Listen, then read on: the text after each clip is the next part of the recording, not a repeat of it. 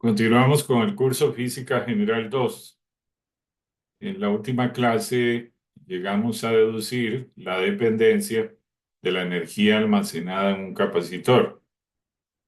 Podemos observar que la energía almacenada en un capacitor depende directamente de la capacitancia, depende del voltaje. Entonces, en tanto mayor capacitancia tenga el capacitor, mayor será la energía que puede almacenar. Por eso es muy importante tener presente cuánto es la capacitancia en función de lo que requerimos. Si requerimos almacenar mucha energía, debemos garantizar que tengamos una alta capacitancia. También podríamos incrementar la energía que almacena el capacitor si garantizamos un alto voltaje, pero eso no siempre se puede.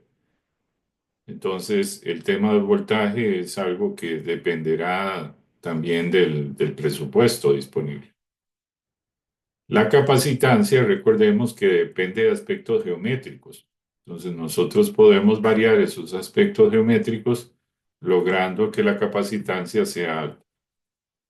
La energía almacenada también podemos ver que depende proporcionalmente de la carga. En tanto más carga almacenemos, más energía se va a tener en ese capacitor.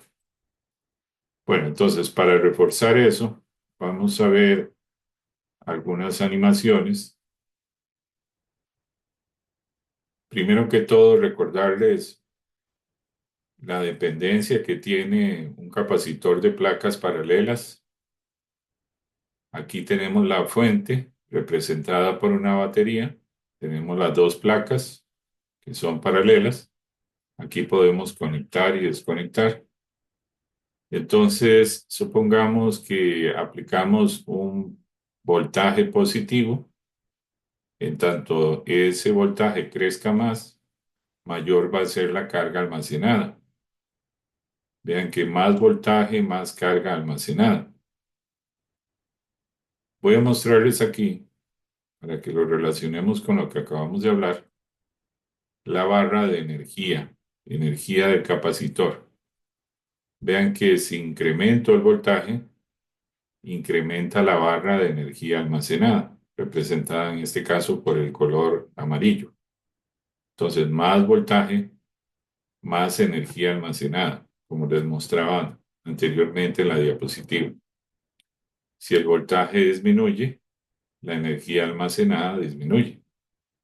Y también vieron que disminuyó la carga. Al disminuir el voltaje, disminuye la carga. Muy bien. Aquí podemos ver una barra que nos indica la carga almacenada en cada placa. Entonces subo el voltaje, aumenta la carga y aumenta la energía. Subo el voltaje, aumenta la carga y aumenta la energía.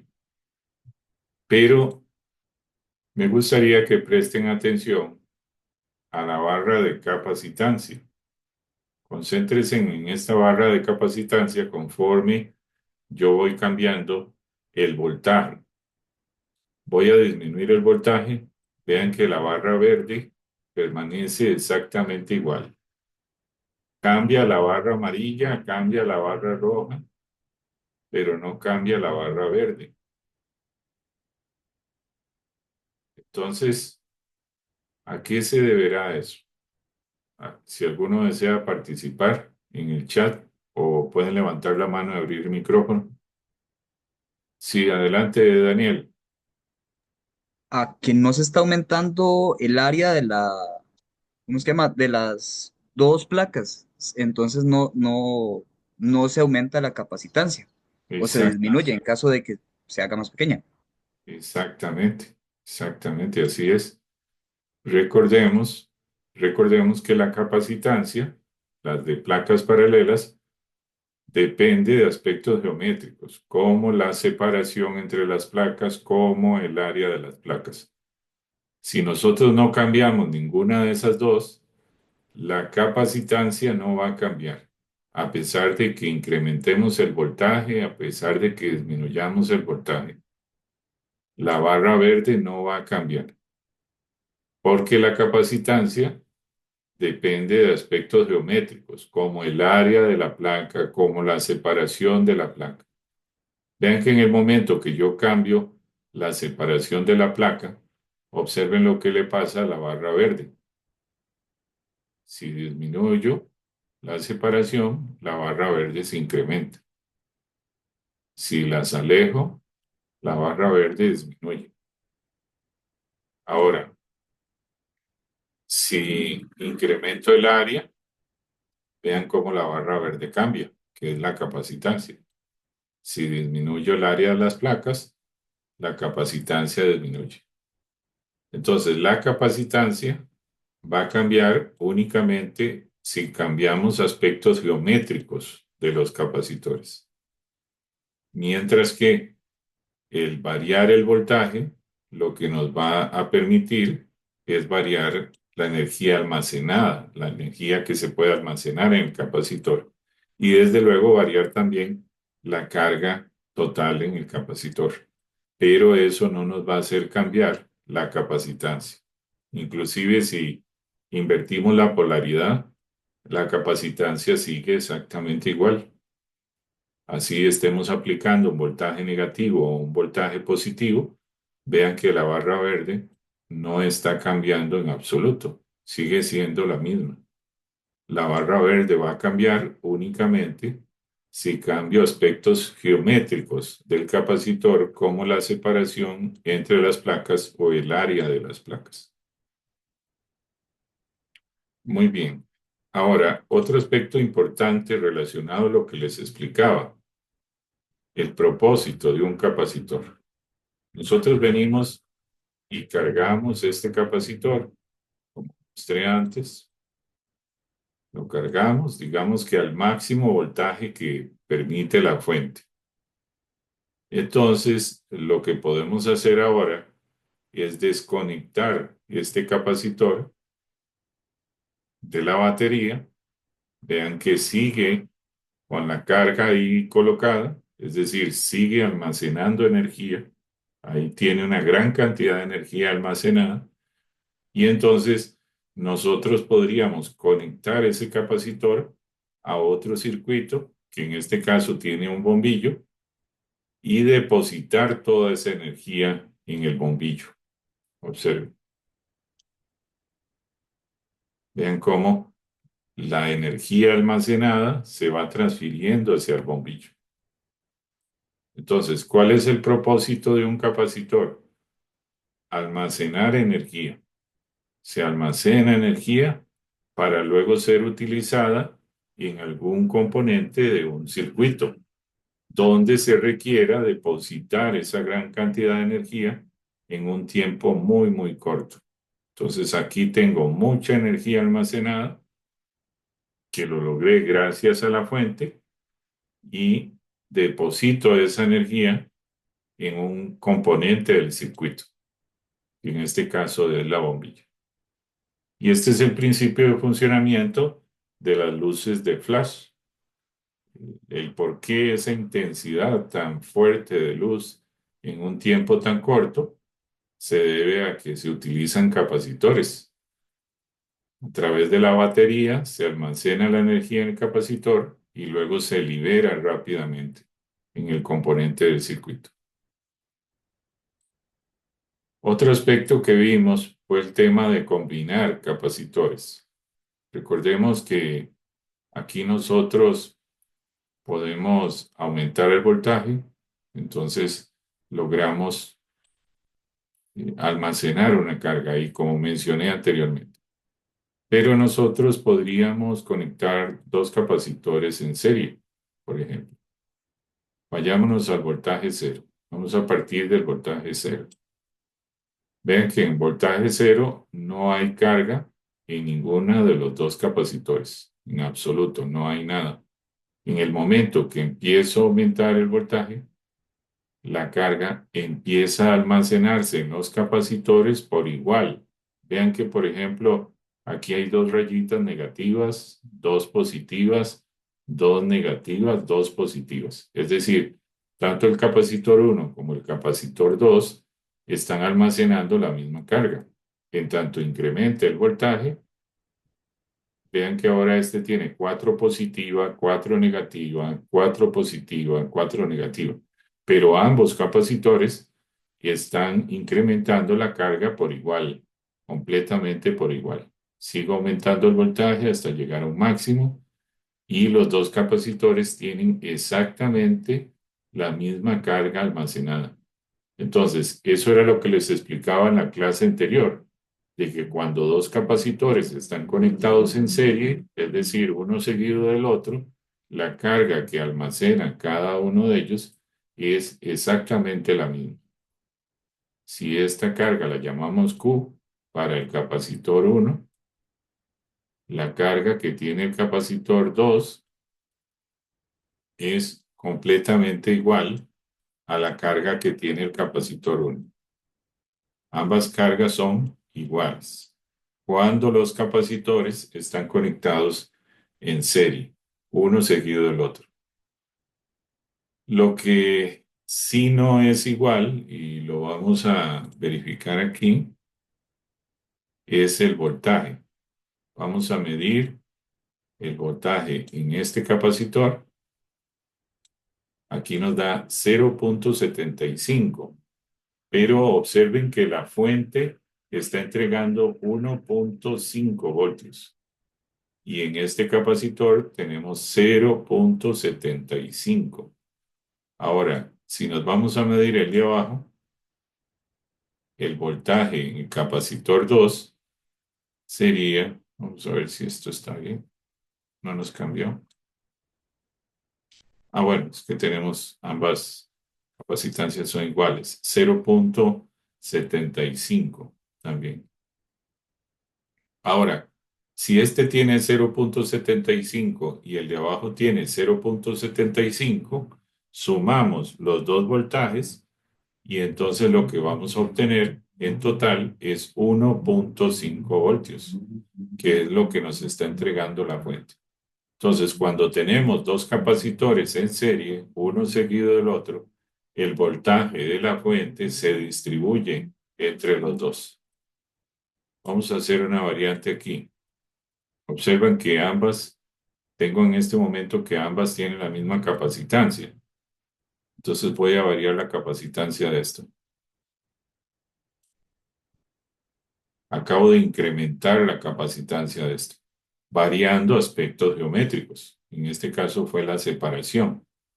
Entonces, en este momento, las dos capacitancias tienen valores diferentes. Esta de arriba, la 1, tiene 1,8 por 10 a la menos 13 faradios y la de abajo tiene 1 por 10 a la menos 13 faradios. Son dos capacitancias diferentes, pero tienen exactamente la misma carga. Exactamente la misma carga. Es decir, siempre se va a respetar en dos capacitores en serie que aunque tengan capacitancia diferente, ellos van a tener exactamente la misma carga. La carga del capacitor 1 y la carga del capacitor 2 son exactamente iguales a pesar de que tienen capacitancias diferentes. Si volvemos a medir el voltaje, ahora nos da 0,536 voltios. Traten de recordar ese valor, 0,536 voltios. Si medimos el de abajo, ahora nos da 0,964. Si sumamos esos dos voltajes, el voltaje que obtuvimos antes de 0,5 y algo más, y sumamos este de 0,964, el resultado que vamos a obtener es el voltaje de la fuente, que es 1,5 voltios. Entonces, lo que deben de recordar son dos cosas cruciales. Cuando tenemos capacitores conectados en serie, uno seguido del otro, la carga que almacena cada uno de ellos siempre va a ser igual, igual entre sí, completamente igual. Y el voltaje el voltaje que entrega la fuente se va a dividir entre los dos capacitores. Uno de los capacitores va a tener un voltaje, el otro va a tener otro voltaje, pero la suma de esos dos voltajes va a dar el voltaje de la fuente. Muy bien, ahora cambiemos las cosas. Vamos a poner esto por aquí.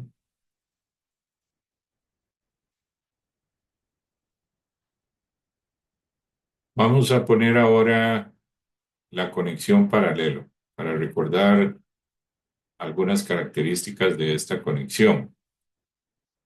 En este momento, por defecto, tiene las dos capacitancias exactamente iguales. El voltaje que se está aplicando es el voltaje máximo de 1.5. Vamos a medir el voltaje en el capacitor 1, nos da 1.5. Ahora medimos el voltaje en el capacitor 2, nos da 1.5. Entonces, esa era una característica que les mencioné en la clase anterior de cuando conectamos capacitores en paralelo, que el voltaje que tienen los capacitores que estén en paralelo es exactamente el mismo, exactamente el mismo. Ahora, supongamos que usted dice, sí, pero es que tienen la misma capacitancia. Bueno, entonces variemos la capacitancia. Vean que reduje la distancia aquí. Ahora, la capacitancia 1 y la capacitancia 2 no son iguales, son diferentes. Volvamos a medir. El voltaje aquí es 1.5 y el voltaje aquí es 1.5. Entonces, no es un tema de que porque la capacitancia era igual, el voltaje es igual. No, siempre que están conectadas en paralelo, el voltaje de los capacitores que estén conectados en paralelo siempre va a ser el mismo entre sí. Siempre. Ujú. Lo que usted no puede asumir, y eso sería cometer un error, es decir, que la carga es la misma, porque vean que aquí hay muchos menos puntos de carga que aquí. Es decir, aquí hay mucha más carga almacenada. Eso se explica porque tiene una mayor capacitancia en relación a esto. Entonces, características de conexión de capacitores en paralelo, que el voltaje de los capacitores conectados en paralelo siempre, siempre va a ser el mismo entre sí, siempre. Ahora, bueno, aprovechando, pues podemos poner hasta tres capacitores y vean que si medimos va a dar exactamente el mismo. Por aquí mezclé las cosas tanto, puse la punta negra arriba, nos va a dar 1.5 voltios también. Y podemos variar las capacitancias para que no todas sean iguales. Vean que aunque variemos la capacitancia, el voltaje sigue siendo exactamente el mismo, 1.5. Y en las tres, la carga almacenada es diferente. Podemos verlo en la cantidad de puntos. Es completamente diferente. Ahora hagamos una combinación.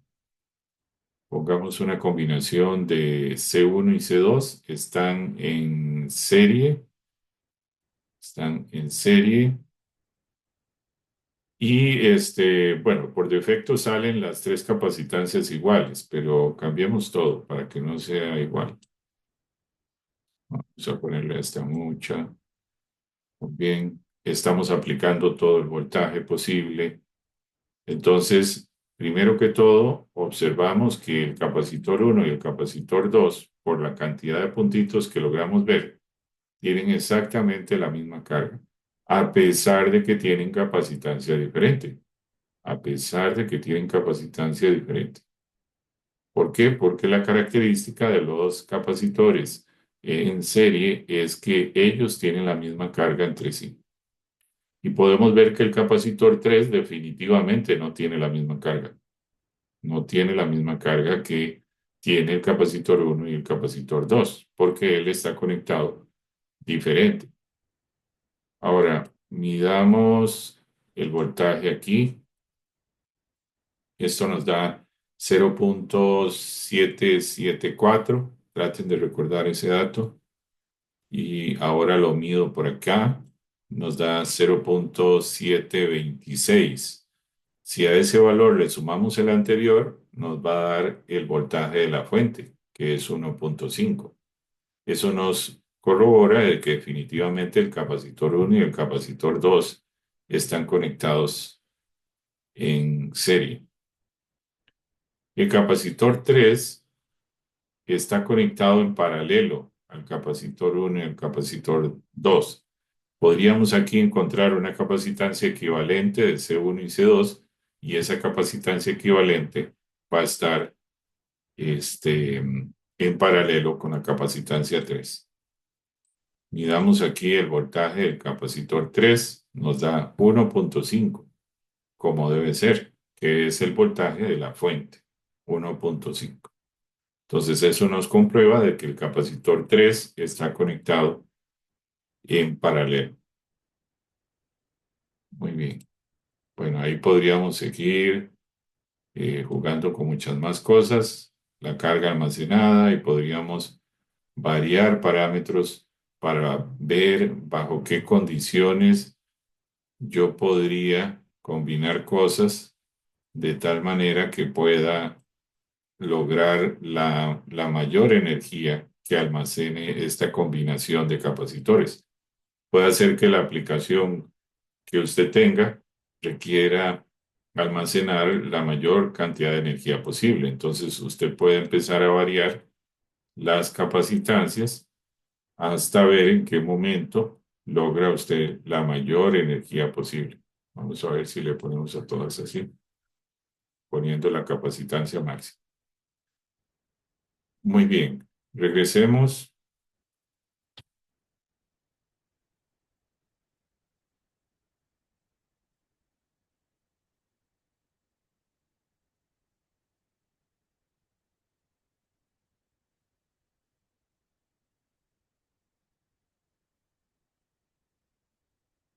Ah, perdón, alguien tiene, Pedro, adelante, Pedro Julián. Escucha, Sí, ok, profe, digamos, en la animación, la cantidad de carga almacenada es mayor a la carga de energía. Digamos, esa diferencia que se debe a que se pierde, por ejemplo, que se pierde energía en forma de calor o algún otro factor externo que haga que la energía total almacenada sea menor a la carga. déjeme ver si le entiendo. ¿Qué fue lo que observó usted? Voy a poner la animación de nuevo para ver si logro entender.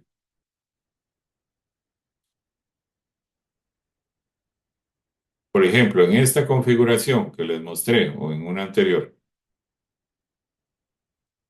En esa, ok, digamos, en Ajá. este caso, ¿por qué la carga almacenada es mayor a la energía almacenada? Esto se debe a que se pierde energía. No, no, es que, digamos, primero hay que tener claro que estas dos barras no se pueden comparar una a una porque son unidades diferentes, ¿verdad? Esto es Coulomb, esto es Julio. Este, entonces, no es que esta barra sea mayor a esta. Lo es en términos de la escala, nada más. Pero no se pueden comparar las dos porque son unidades diferentes, ¿verdad? No es que, pero observe que las dos cambian por igual. O sea, en el momento que cambio capacitancia aquí, la energía cae y la carga cae también. Sí, pero no es que podamos asociar esta diferencia de carga a esta altura de la energía y decir, ¿por qué hay una diferencia de carga? No es que no son comparables, porque son magnitudes físicas diferentes. No sé si me logro explicar, ¿verdad? Es decir, si yo tengo chayotes y tomates, no los puedo comparar porque son dos cosas diferentes. Ahora entiendo. Muchas gracias, profe. Con mucho gusto.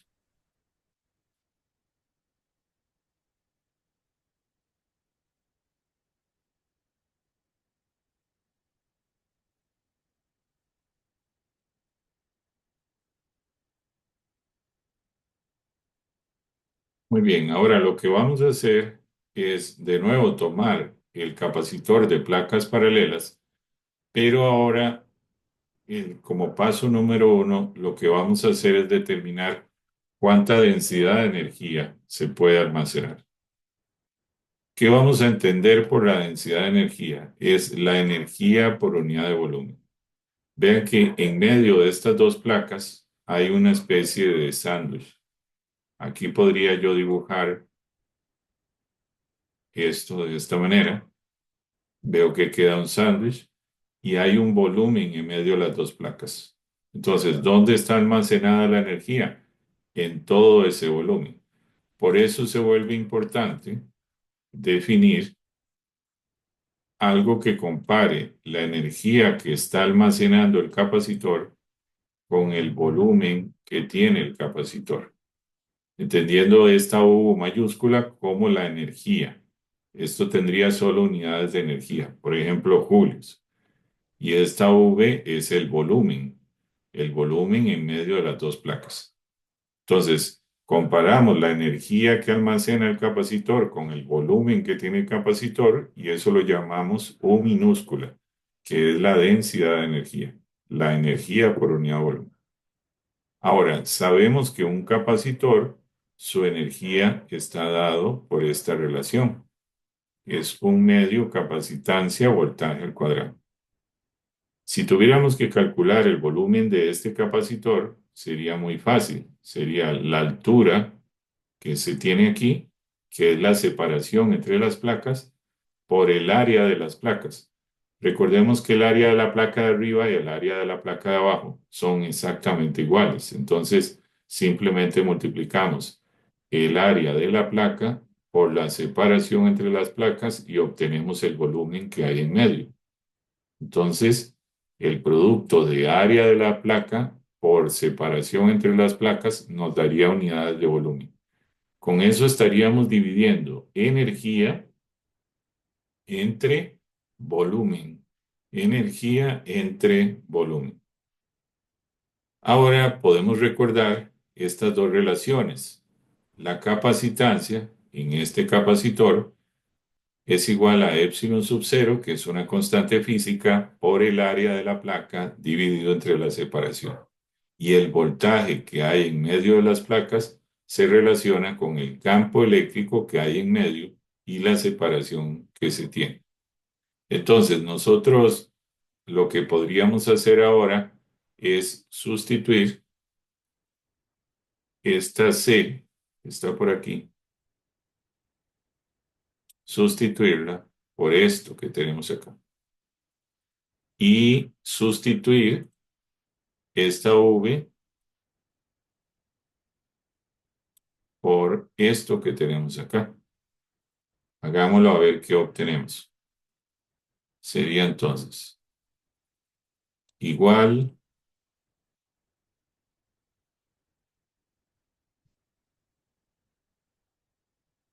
tendríamos un medio, ahora eso multiplicado por la capacitancia,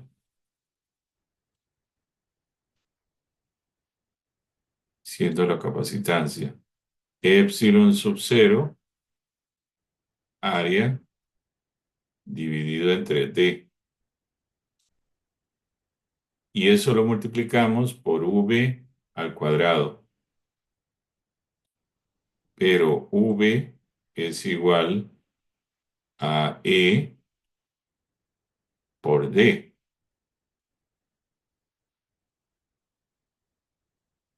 Y eso lo dividimos entre el área partido de la separación.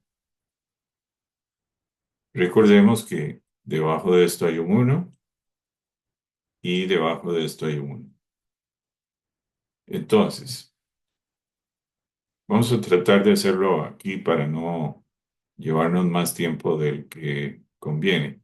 Vean que aquí tengo D al cuadrado, D al cuadrado. Y aquí tengo dividido D, dividido D.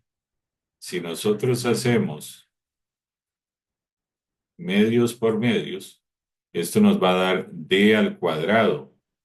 ese D al cuadrado que obtenemos aquí a multiplicar D por D se va a cancelar con este D al cuadrado.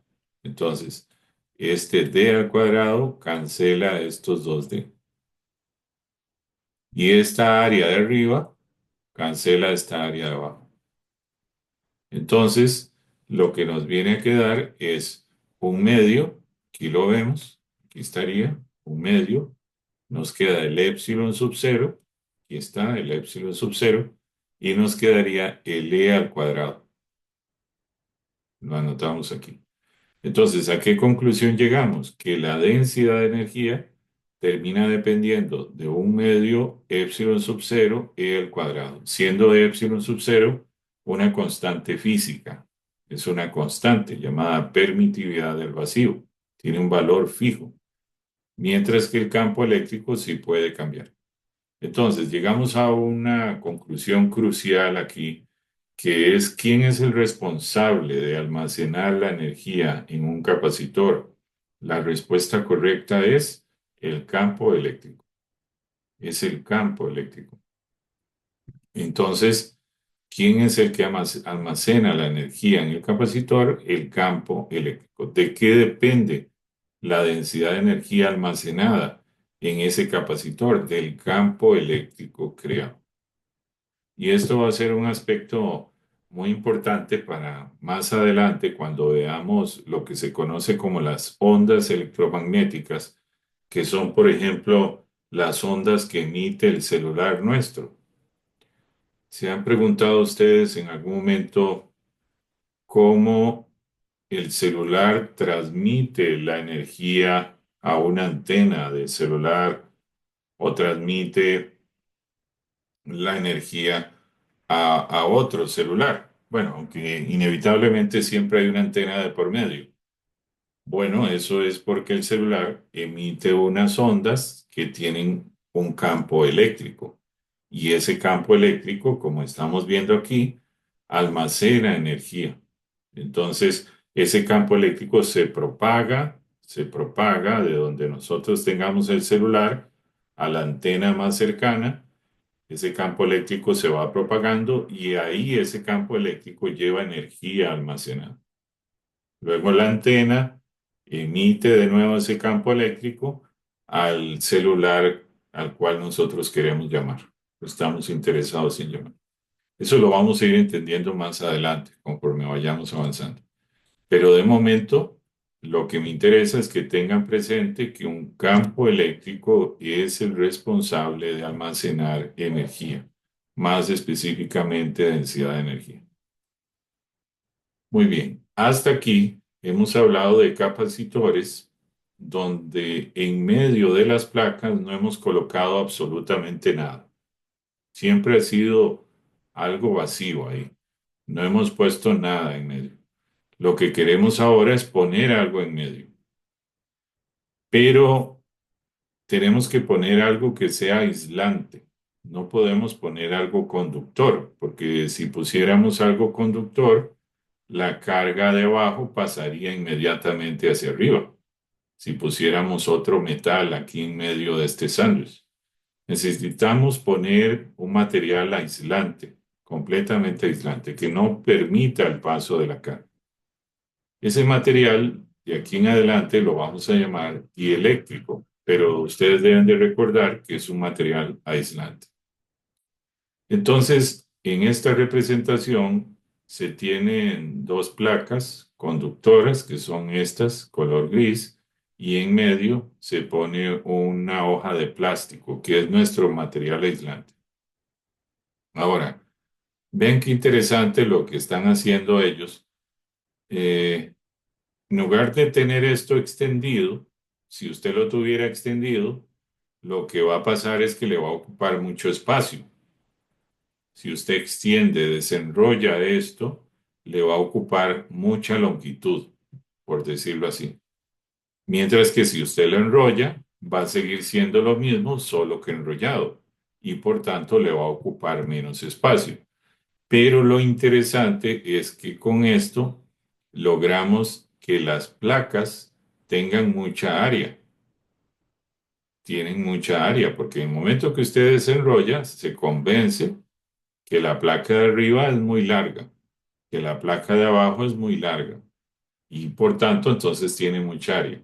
¿Y qué habíamos dicho anteriormente? Que la capacitancia es proporcional al área. En tanto más área, más capacitancia. Entonces, una forma muy interesante de lograr más capacitancia, logrando más área, es poniendo los electrodos de esta manera, pero enrollando los electrodos.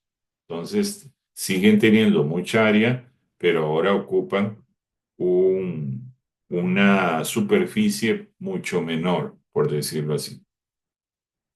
Por eso es que vemos que muchos de los capacitores comerciales hoy en día, usted va a alguna electrónica a comprar un capacitor, lo más probable es que termine comprando uno que tiene forma cilíndrica, aunque existen otras variantes, pero lo más común es encontrar capacitores en forma cilíndrica, porque eso permite aumentar el área de las placas, pero a la vez reducir la superficie que ocupa ese capacitor, que si lo pusiéramos extendido, nos ocuparía mucha superficie. Resulta que cuando uno pone el material dieléctrico, uno puede medir la capacitancia de nuevo. Y entonces vamos a hacer una comparación de la capacitancia que tenemos cuando no hay hoja de plástico, cuando no hay dieléctrico, versus la capacitancia cuando tenemos esa hoja de plástico en medio. Eso que vamos a llamar dieléctrico. Entonces la capacitancia, sin tener nada en medio de las placas, la vamos a llamar C sub 0. La capacitancia en vacío, C sub 0. Mientras que C va a ser la capacitancia teniendo el dieléctrico en medio, teniendo el material aislante.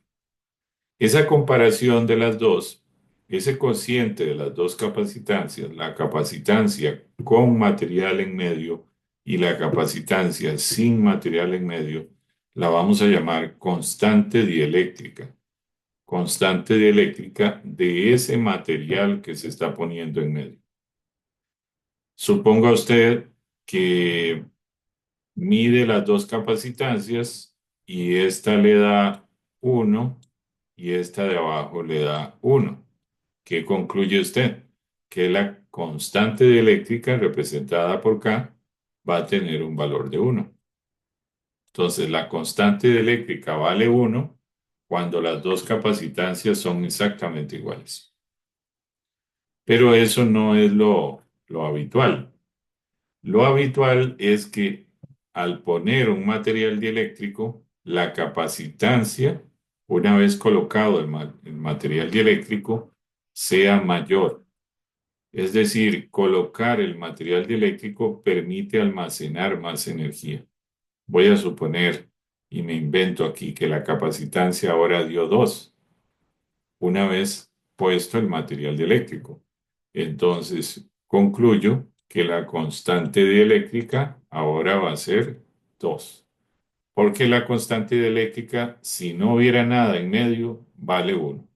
Pero ahora que pusimos el plástico, la capacitancia vale 2.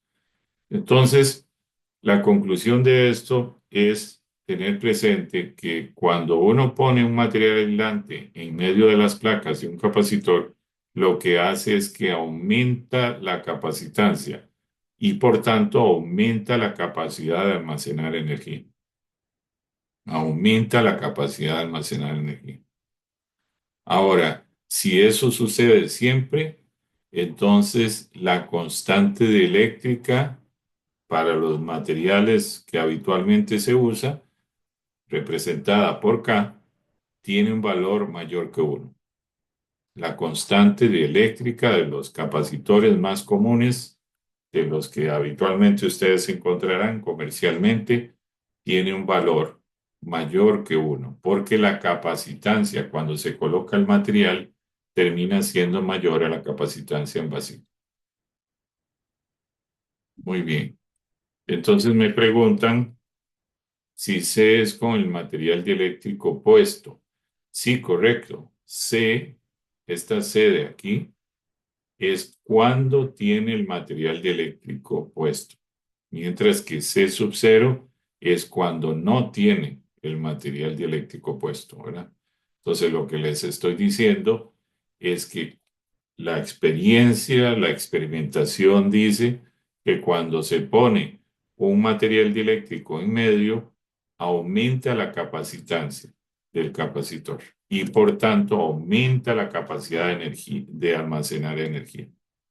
Entonces, como la constante eléctrica es la comparación de la capacitancia teniendo el material dieléctrico versus la capacitancia sin tener el material dieléctrico, como esta C siempre va a ser más grande que C sub 0, este cociente siempre va a dar mayor que 1.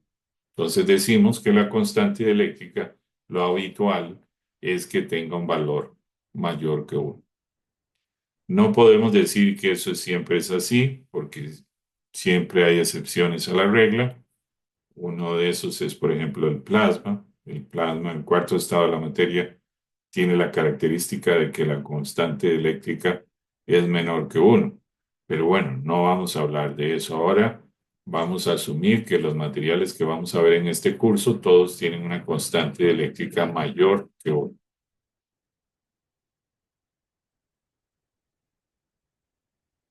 Ver si hay otro mensaje. Ok. Recording in progress. Continuamos. Entonces, repito, la capacitancia, perdón, la constante eléctrica más bien, la vamos a entender como una comparación de la capacitancia teniendo un medio dieléctrico en medio de las placas en comparación con la capacitancia si no tenemos un dieléctrico en medio. Y como les mencioné, esa constante dieléctrica va a tener un valor mayor que 1, porque la capacitancia C, cuando hay un medio dieléctrico, suele ser mayor a la capacitancia cuando no tiene un medio dieléctrico. Vamos a hacer ahora este experimento mental. Tenemos dos placas paralelas, en medio hay vacío, venimos y medimos el voltaje y nos da un valor V sub 0. Entonces, de aquí en adelante, vamos a entender V sub 0 como el voltaje cuando no hay nada en medio de las placas. Eso va a ser V sub 0. Aquí podemos ver que la aguja nos da una referencia de cuánto está midiendo en voltaje. La placa de este lado tiene carga positiva y la otra placa tiene una carga negativa. Ahora, vamos a agregar a ese montaje experimental un dieléctrico, un material aislante que vamos a colocar en medio, pero vamos a conservar exactamente la misma carga en las placas. Vean que aquí esta placa tenía carga Q, mantiene la carga Q, y esta tiene carga menos Q que también la mantiene a este lado. Cuando ya hemos introducido el dieléctrico, venimos y medimos en medio de las placas el voltaje y vemos que el voltaje tiene un valor menor. Entonces, si conservamos la carga almacenada en el capacitor y nada más conectamos o ponemos un dieléctrico en medio, lo que hacemos con eso es que baje el voltaje, disminuye el voltaje. Vamos a entender el porqué de eso. Entonces, primero, nosotros hemos definido capacitancia, C mayúscula, como carga entre voltaje. De tal manera que si hablamos de la capacitancia cuando no hay un dieléctrico en medio, será carga entre el voltaje cuando no hay un dieléctrico en medio, y eso nos va a dar la capacitancia cuando no hay un dieléctrico en medio. La capacitancia, cuando hemos colocado el dieléctrico, va a ser la misma carga, porque la carga se mantiene constante entre el voltaje que estamos midiendo ahora. Entonces, sabiendo eso, venimos a la definición de constante dieléctrica que dice, la constante dieléctrica K es igual al cociente de la capacitancia cuando hay dieléctrico entre la capacitancia cuando no hay dieléctrico. Sabemos que la capacitancia cuando hay dieléctrico es Q entre V. Y la capacitancia cuando no hay dieléctrico es Q entre V sub 0. Entonces, cuando hacemos extremos por extremos y medios por medios, voy a señalarlo aquí, extremos por extremos y medios por medios, obtenemos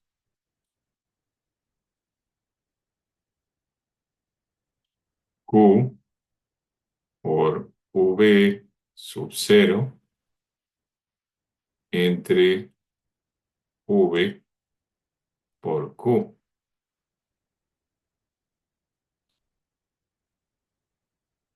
Esta Q se cancela con esta Q.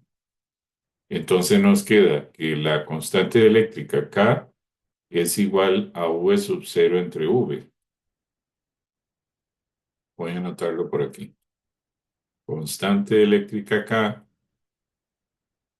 es igual a V sub 0 dividido entre V. Podríamos entonces despejar la V. Pasamos la V aquí a multiplicar y pasamos la K a dividir. Y lo que nos va a quedar es V igual a V sub 0 entre K. Pero ¿qué sabemos nosotros de K? Por lo que mencioné antes, que K tiene un valor mayor o igual a 1. ¿Cuándo K vale 1? Cuando C es igual a C sub 0.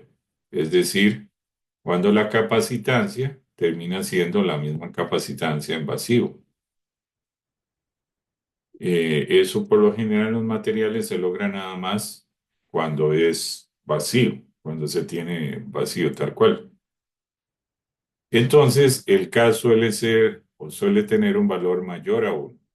Si K suele tener un valor mayor a 1, quiere decir que este cociente o el cociente 1 partido de K, siendo este K mayor que 1, vamos a tener siempre 1 partido de un número más grande que 1. Por ejemplo, 1 partido de 2, 1 partido de 3, 1 partido de 4. ¿Y eso qué nos da? Valores de 0.5 o 0.33 o 0.25. Por ejemplo, si K vale 2, sería un medio. Un medio es 0.5. Si K vale 3, sería un tercio, que sería 0.33. Si K vale, si K vale 4, sería un cuarto, que sería 0.25. Entonces, como K siempre va a tener valor mayor que 1, va a ser que esta fracción de aquí, 1 partido de K, tenga un valor menor que la unidad. Puede valer 0.5 si K vale 2, o 0.33 si K vale 3, etc. Y ese número queda multiplicado por V sub 0. Y el producto de ese número por V sub 0 nos va a dar V. Pero como ese número 1 partido de K tiene estos valores tan pequeños, el valor final de V termina siendo menor a V sub 0, porque va a ser 0.5 veces V sub 0, 0.33 veces V sub 0, 0.25 veces V sub 0.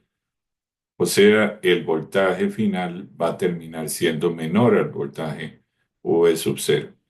Entonces, la razón de por qué cuando pongo el dieléctrico el voltaje cae, el voltaje termina siendo menor al voltaje cuando tengo condición de vacío, es porque la constante dieléctrica disminuye el voltaje. El hecho de existir un material dieléctrico hace que el voltaje caiga por el valor de la constante dieléctrica, porque la constante dieléctrica suele tener un valor mayor que uno. Entonces, de esto, la conclusión que sacamos es que si tenemos una situación donde mantenemos la carga y ponemos un dieléctrico, lo que va a pasar es que el voltaje cae, el voltaje disminuye.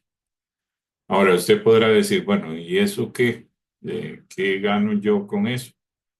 De hacer que el voltaje disminuya. No me interesa porque la carga está siendo la misma. Bueno, sí hay ganancia, porque si usted trabaja con voltajes muy altos, va a llegar un momento donde aquí se va a formar un arco eléctrico y va a haber una descarga pasando de una placa a otra. Entonces, el hecho de que usted disminuya el voltaje reduce la posibilidad de que se formen arcos eléctricos.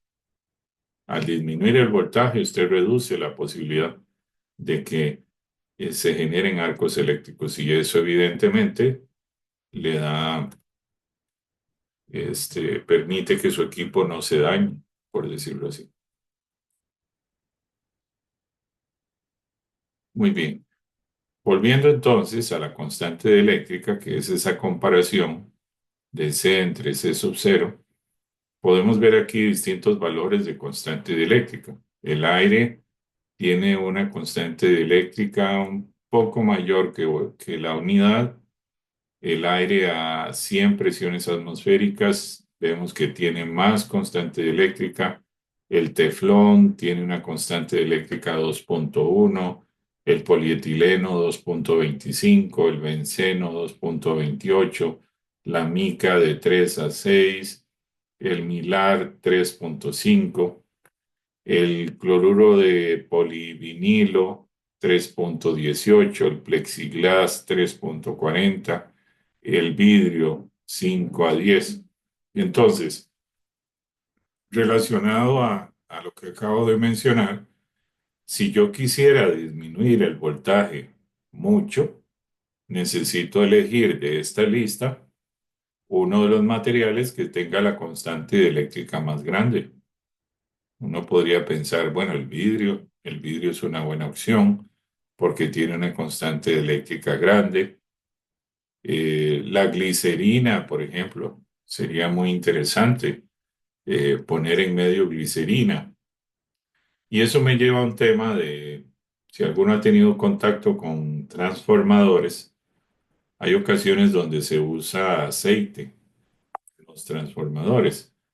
Bueno, el hecho de usar aceite, entre otras razones, es que también permite estar colocando un material con una constante de eléctrica bastante alta, ¿verdad? Es curioso porque aquí está el agua y ustedes dirán, ¿cómo? ¿Llenar eso de agua va a ayudar? Sí, pero el tema es que tiene que ser agua ultra pura. Y lo que pasa es que el agua es un excelente disolvente de las sales. El agua disuelve muy fácilmente las sales, como el cloruro de sodio. Y en el momento que la disuelve, el átomo sodio y el átomo cloro se separan y terminan siendo iones con carga eléctrica. Y esos iones presentes en el agua facilitan el paso de la carga eléctrica de una placa a otra. Entonces se generan más arcos eléctricos. Si usted no utiliza un agua ultra pura, que verdaderamente solo tenga H2O y que no tenga por ahí alguna sal, si usted utiliza un agua ultra pura, sí va a estar utilizando un medio con una constante eléctrica alta, pero si el agua es el agua que cogía ahí del tubo, tiene una alta probabilidad de que tenga sales y eso haría que se formen arcos eléctricos. Muy bien. Entonces, vamos a ir analizando qué es lo que pasa en estos materiales dieléctricos. Primero, tenemos el escenario cuando las placas están enfrentadas y no tenemos nada en medio. Lo que hay es vacío por completo. Entonces, lo que logramos fue acumular carga en cada placa. Esa carga se acumula en la superficie interna de cada placa. Aquí vemos que este lado se cargó positivamente, este lado se cargó negativamente.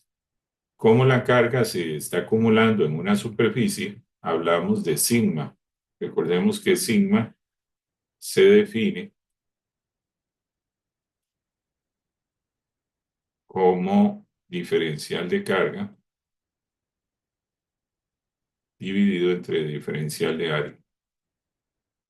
Entonces, sigma es carga por unidad de área, porque la carga se está acumulando en la superficie, no en el volumen, en la superficie. En este caso, en la superficie interna. De igual manera aquí. Aquí tendríamos un menos sigma que se está acumulando en la superficie interna. Ambas cargas son iguales en magnitud, pero son de signo contrario, claramente. Entonces, una vez que tenemos eso, nos imaginamos que ponemos una carga de prueba positiva aquí y vamos a ver que como esa carga es positiva, se va a mover para este lado, indicándonos que el campo eléctrico apunta en esta dirección. Muy bien, esto sería la condición si tengo vacío. Y el campo eléctrico que yo mida ahí lo voy a llamar E sub cero, entendiendo que corresponde al campo eléctrico en condición de que en medio de las placas yo tenga vacío. Ahora, ¿qué sucede cuando yo introduzco el material dieléctrico? Recordemos que el material dieléctrico es un material aislante, no conduce la carga, es aislante. Entonces, lo que va a pasar cuando lo pongamos en medio es que se va a inducir en ese material aislante, en la superficie externa del material aislante, se va a inducir carga. De tal manera que la cara del dieléctrico que da a la placa cargada positivamente va a inducir una cierta carga negativa. Como esto está cargado positivamente, hay una ligera cantidad de carga que se acumula en esa superficie externa del dieléctrico. En el otro lado, como la placa está cargada negativamente, entonces por aquí se acumula una cierta cantidad de carga positiva. De tal manera que esta carga acumulada en el dieléctrico, que es un material aislante, vamos a decir que corresponde a un valor de menos sigma sub i, entendiendo ese sub i como carga inducida. Se indujo por la presencia de esta placa cargada positivamente. En el otro lado sería una carga inducida sigma sub i. Muy bien. Nosotros demostramos anteriormente esto que está aquí. Y sabemos que hay una relación entre el voltaje, el campo eléctrico y la separación de las placas, que es esta. Entonces, lo que podríamos hacer es, si sabemos que voltaje es igual a voltaje sub cero partido constante de eléctrica, y sabemos que voltaje es igual a E por D, entonces podemos sustituir voltaje como E por D. Y a este lado, igual, sería E, pero ahora sería E sub cero, porque estoy hablando del voltaje sub cero, por D. Cuando introduzco el dieléctrico, no estoy cambiando la separación entre las placas. Entonces la separación D sigue siendo la misma. Una vez que termino de sustituir, me doy cuenta que esta D se cancela con esta y el resultado que obtengo es que E es igual a E sub 0 entre la constante eléctrica, que es esto que está aquí. Entonces, como la constante eléctrica suele tener un valor mayor que 1, por lo mismo que expliqué anteriormente, hace que el cociente 1 partido constante eléctrica sea un valor menor que 1. De tal manera que el campo eléctrico que resulta una vez que introduzco yo el material dieléctrico siempre va a ser un campo eléctrico menor al campo eléctrico de no tener nada en medio de las placas.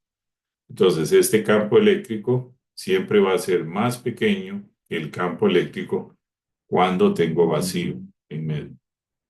El meter un dieléctrico, entonces, la consecuencia que trae es que me reduce el campo eléctrico, me lo debilita, por decirlo así. Muy bien. Entonces, podríamos utilizar el concepto de superficie gaussiana y elegir una superficie gaussiana que contenga,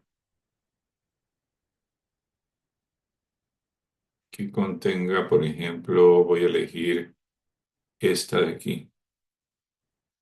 Ven que por aquí tiene dos cargas positivas, una negativa. Entonces aquí estoy haciendo un zoom. Este color de aquí corresponde al material conductor y el material verde que tenemos aquí es el dieléctrico. Tengo a este lado una carga menos sigma i y en el lado de la placa tengo una carga sigma, que es positiva. Desde luego, mi superficie gaussiana corresponde a una caja que tiene profundidad. Entonces, es esto lo que yo marqué aquí, ¿verdad? Esto. Esto es esta parte. De tal manera que logro ver que hay una profundidad aquí. Un pedazo correspondiente al dieléctrico y otro pedazo correspondiente al conductor. Y toda esa caja correspondería a mi superficie gaussiana. Entonces, contiene esa superficie gaussiana un pedazo del dieléctrico y un pedazo del conductor.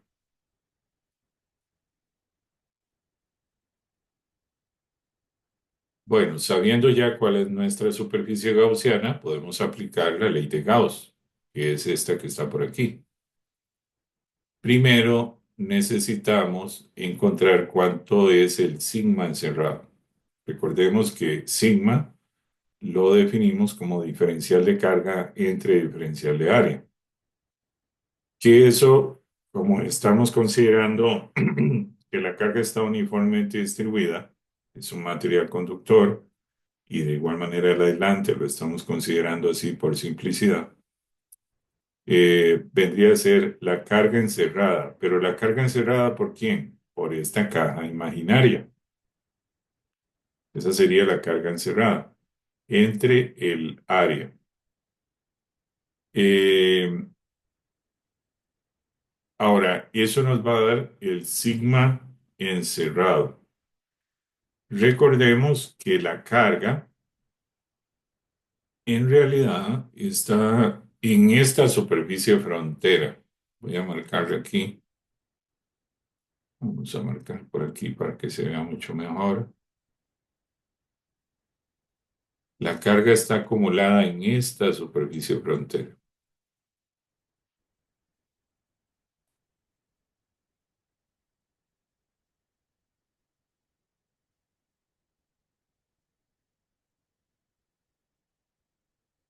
De tal manera que aquí, de este lado de la cara, hay una carga positiva y del otro lado hay una carga negativa. Pero lo que está cargado es esta placa de acá. Ahora, ¿De qué área estoy hablando? De esa área que está cargada. El área cargada va a corresponder a toda esta área. Este es el área cargada.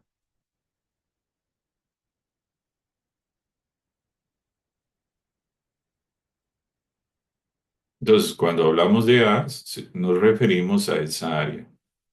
Ya luego este volumen hacia acá no tiene carga.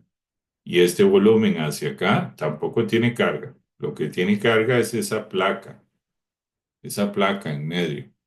Tiene una carga negativa por un lado y tiene carga positiva por el otro. Pero la carga está acumulada en superficie, no está acumulada en volumen. Entonces,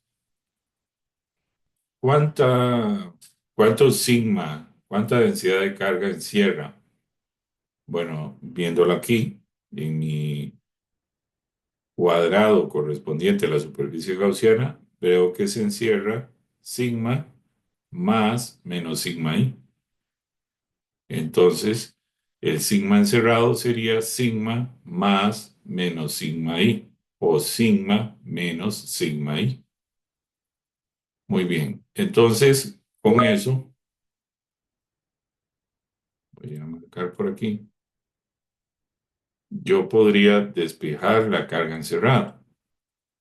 Para despejar la carga encerrada, porque la necesito aquí, lo que tengo que hacer es multiplicar el área por el sigma encerrado, que es sigma más menos sigma i. Y entonces me quedaría que la carga encerrada es sigma menos sigma i por el área. Eso dividido entre epsilon sub cero. Ahora devolvamos.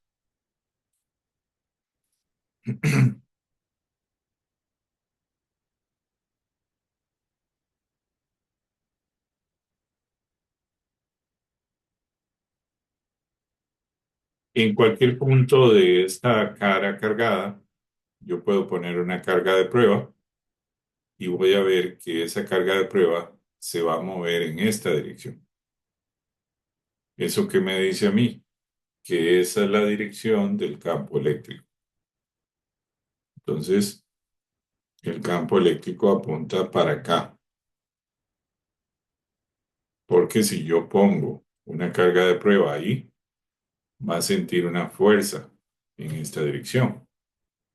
Ahora, el vector área es un vector perpendicular a la superficie. Como nuestra superficie es esta rebanada, entonces el vector área apunta para acá. Este sería el vector área, que corresponde al área total de este rectángulo. Entonces, ¿qué logramos ver? Que E y DA son paralelos, son completamente paralelos. Siendo así, entonces, este producto escalar de E por dA va a dar E por dA. El E en cualquier punto de esta cara vale exactamente el mismo en magnitud. Entonces el E es constante, sale la integral y me queda la integral de todos los de A, que eso va a ser el área total de esta cara que está aquí.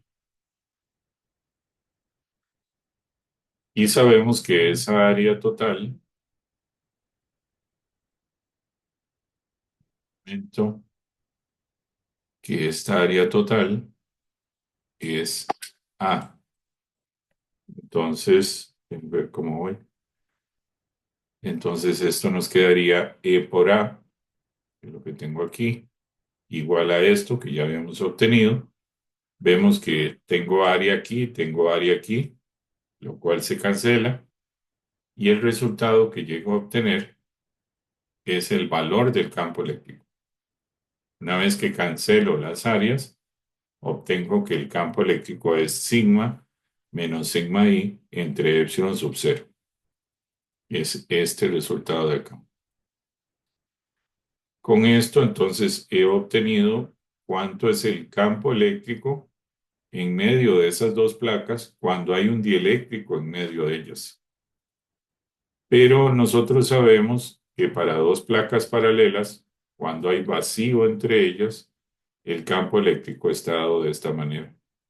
Ya esto lo habíamos demostrado en clases anteriores. Cuando no hay un dieléctrico en medio. Entonces sería sigma entre epsilon sub cero y eso nos daría el campo eléctrico en vacío. Pero demostramos diapositivas atrás que hay una relación entre el campo eléctrico con el dieléctrico y el campo eléctrico en vacío. Entonces, podemos sustituir esto aquí, podemos sustituir esto aquí y nos quedaría sigma menos sigma i entre epsilon sub cero y sigma entre epsilon sub cero dividido entre k. Muy bien. Este es el resultado que estamos obteniendo. Preste mucha atención a esto. Entonces, copio de nuevo para no perdernos. Copio esta relación y esta, exactamente igual. Y ahora lo que hago es un poco de álgebra. Una vez que tengo esto, eh, hago aquí extremos por extremos, medios por medios, y me da esto que está aquí. Una vez que tengo eso, veo que este epsilon sub cero se cancela con este.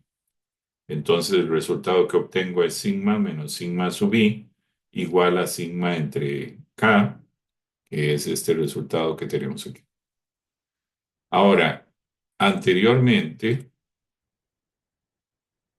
habíamos obtenido que el campo eléctrico, estando el dieléctrico, es sigma menos sigma i entre epsilon sub cero, cuando está el dieléctrico.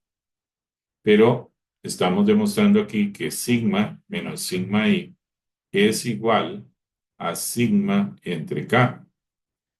Entonces, eso quiere decir que en la expresión de campo eléctrico que obtuvimos antes, podemos cambiar este sigma menos sigma i, cambiarlo por sigma entre k, de tal manera que nos va a quedar sigma entre k por epsilon sub cero. Entonces, estamos obteniendo que el campo eléctrico, habiendo un dieléctrico en medio, va a ser igual a sigma, que es la carga acumulada en las placas, dividido entre la constante dieléctrica del material dieléctrico multiplicado por epsilon sub cero. Entonces, cuando hay un material dieléctrico en medio de las placas, el campo eléctrico cambia en función del valor de la constante dieléctrica. En tanto la constante dieléctrica crezca, si la constante dieléctrica crece mucho, el campo eléctrico se disminuye. Si usted quiere debilitar el campo eléctrico en medio de las placas, busque un material con una constante dieléctrica muy grande. Eso hará que el campo eléctrico caiga.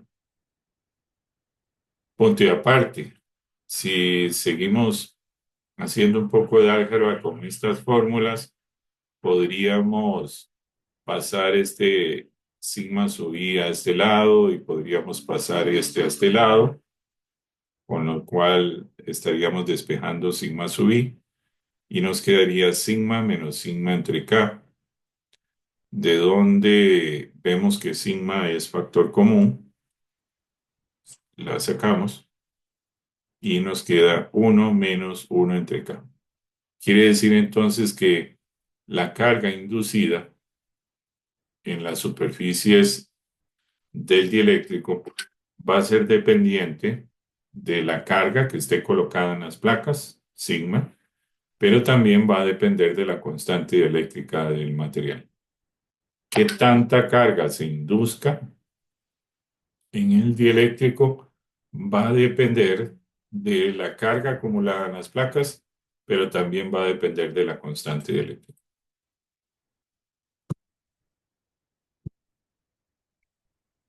Ahora, vamos a ver. El resultado que obtuvimos anteriormente, entonces, es que el campo eléctrico es sigma entre K por epsilon sub 0. Sigma entre K por epsilon sub 0. Y nosotros lo que podemos hacer sabiendo eso es, existe, aquí no lo demostré, pero partimos la clase de hoy de que la constante eléctrica, perdón, de que la constante eléctrica es la capacitancia en el dieléctrico entre la capacitancia en vacío. Bueno, no lo voy a demostrar por un tema de tiempo, pero la constante eléctrica también es equivalente a la permitividad que se va a medir estando ahora el dieléctrico entre la permitividad en vacío. Entonces, eso nos lleva a que la permitividad que va a tener el dieléctrico va a ser constante dieléctrica por la permitividad en vacío. Entonces, de nuestra relación de campo eléctrico que habíamos obtenido, podemos cambiar esto por la permitividad del dieléctrico, entendiendo que la permitividad del dieléctrico es la constante dieléctrica por epsilon sub 0. Y con eso llegamos a que el campo eléctrico, habiendo un dieléctrico, va a ser sigma entre la permitividad del dieléctrico. Muy bien. Ahora, de esta fórmula de acá, vean que podemos despejar que la capacitancia es igual a la constante dieléctrica por la capacitancia pasiva. Eso es lo que tengo aquí. Ahora yo puedo sustituir la capacitancia en vacío como epsilon sub 0 por A entre D, que eso ya lo conocemos ampliamente. Y cuando hacemos eso nos queda constante dieléctrica por epsilon sub 0. Pero constante dieléctrica por epsilon sub 0 es igual a la permitividad del material. Entonces, puedo sustituir de esta manera. Por lo tanto, la capacitancia, habiendo un dieléctrico, va a ser igual a la permitividad del dieléctrico por el área de la placa dividido entre la separación de las placas. Y eso nos lleva a otro resultado. Si nosotros calculamos la densidad de energía, recordarán ustedes, habíamos dicho que la densidad de energía O pequeña es igual a la energía partido del volumen. Y lo que demostramos hoy al inicio de la clase es que eso es igual a un medio permitividad en vacío por el campo eléctrico a la 2. Bueno, resulta que cuando hay un dieléctrico, la densidad de energía termina siendo ese valor que había en vacío multiplicado por la constante dieléctrica, es decir, un medio permitividad en vacío, campo eléctrico al cuadrado. Y entonces eso nos lleva a obtener un medio constante dieléctrica, permitividad en vacío, campo eléctrico al cuadrado. Pero ese producto de constante dieléctrica por permitividad en vacío es lo que llamamos la permitividad del medio. Entonces, esto quedaría como un medio permitividad del dieléctrico por el campo eléctrico al cuadrado. ¿Y esto qué es? La densidad de energía. Entonces, cuando hay un dieléctrico en medio, ¿cómo cambia la densidad de energía?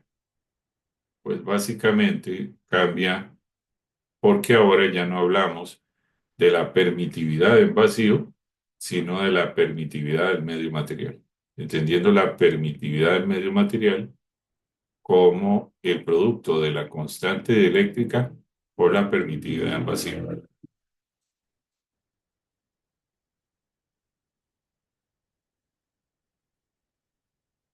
Bien, entonces, ¿por qué es importante la constante eléctrica y qué se entiende como rigidez dieléctrica de algunos materiales aislantes? La rigidez dieléctrica es ese campo eléctrico máximo que permitiría un material dieléctrico sin el paso de la carga eléctrica. Aquí vemos, tenemos dos placas cargadas. No se ilustra del todo, pero aquí hay una placa cargada y al otro lado hay una placa cargada y en medio hay un material llamado plexiglas, que es como un vidrio transparente, es un plástico transparente. Entonces, el plexiglas tiene una constante dieléctrica y también tiene una rigidez dieléctrica. La rigidez dieléctrica es cuánto es, perdón, esto está mal, cuánto es ese campo eléctrico máximo que soportaría el plexiglas sin que pase carga de un lado a otro. Cuando se llega a ese valor de campo eléctrico máximo, llamado E sub m, llamado rigidez dieléctrica, lo que va a pasar es que la carga eléctrica, a pesar de ser un material aislante, pasa de un lugar a otro, abre camino. Y entonces se forman unas serpentinas y se ruptura, por decirlo así, se rompe el material. El aire también tiene una rigidez dieléctrica. Y eso lo podemos ver que se supera, por ejemplo, en un rayo. En un rayo tenemos la nube con una carga, tenemos el suelo con otra carga, y la carga pasa de la nube al suelo o del suelo a la nube, y eso sucede porque se acumula tanta carga que el campo eléctrico se hace tan intenso que llega a ser mayor al campo eléctrico máximo que permite el aire. Entonces la carga pasa de la nube a la Tierra porque se superó ese valor de campo eléctrico máximo. Muy bien. Permítame, déjame ver. Bueno, voy a mencionar un par de cosas y terminamos. Eh, Existen las llamadas moléculas polares. Son moléculas que tienen carga distribuida. En un extremo están cargadas positivamente, en otro extremo están cargadas negativamente. Entonces, cuando nosotros las exponemos a un campo eléctrico, como se muestra aquí, esas, esas moléculas se orientan de tal manera que el lado positivo apunta en la dirección del campo eléctrico y el lado negativo apunta en la dirección opuesta. Entonces, cuando tenemos moléculas polares, podemos hacer, al someterlas a un campo eléctrico, podemos hacer que se oriente. Lo que vamos a hablar y vamos a terminar en la siguiente clase es tratar de entender mejor qué es lo que pasa en ese material dieléctrico para que se genere esa carga inducida. ¿Qué es lo que pasa físicamente ahí? De momento he dicho nada más de que se genera una carga inducida, pero no hemos analizado a profundidad qué es lo que sucede. Eso es lo que vamos a hacer en la siguiente clase. Y con eso terminaríamos el tema de capacitancia de eléctricos. En la siguiente clase vamos a hacer ejercicios de este tema, ejercicios de examen que se relacionan con los otros temas de potencial eléctrico, de ley de Gauss. Suelen ser ejercicios que incluyen todo eso. Hay que aplicar la ley de Gauss, hay que encontrar potencial eléctrico, hay que encontrar capacitancia. Entonces, son ejercicios que involucran todo lo que hemos visto. Nos vamos a ver entonces en la siguiente clase.